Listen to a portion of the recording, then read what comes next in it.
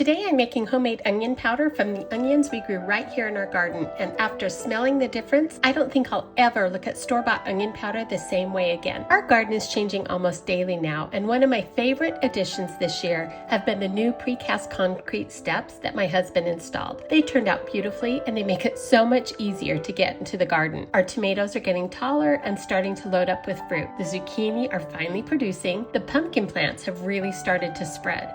The peppers are covered in blossoms and are looking healthier every week. And all of the other vegetables are beginning to reward all those months of planting, watering, and weeding. Every season teaches us something, and watching everything finally come together is one of the best parts of gardening. Today it was finally time to harvest our onions. After pulling them from the garden, I let them air dry overnight before peeling and dicing them. From this point, you have several options. You can dehydrate them, dry them slowly in your oven, or do what I chose to do and freeze dry them. I personally like freeze drying because it helps preserve more of the flavor, and the finished onion powder stores exceptionally well. But don't let not having access to a freeze dryer stop you. The goal is to simply get the onions completely dry before turning them into powder. Once the onions were completely dry, the rest couldn't have been easier. I combined both my red and yellow onions and blended them into a fine powder. I love mixing the two because you get the sweetness of the yellow onions along with the richness of the reds. Some of the powder went straight into a spice jar for everyday cooking. The rest I sealed in a mylar bag so it will stay fresh until we're ready to use it. It's such a satisfying way to preserve the harvest. Now for the fun part. Here's our homemade onion powder next to a store-bought jar. The homemade version is so much lighter in color and smells incredibly fresh and has a much stronger onion aroma. Because it's so much more flavorful, I expect I'll only need about half as much in recipes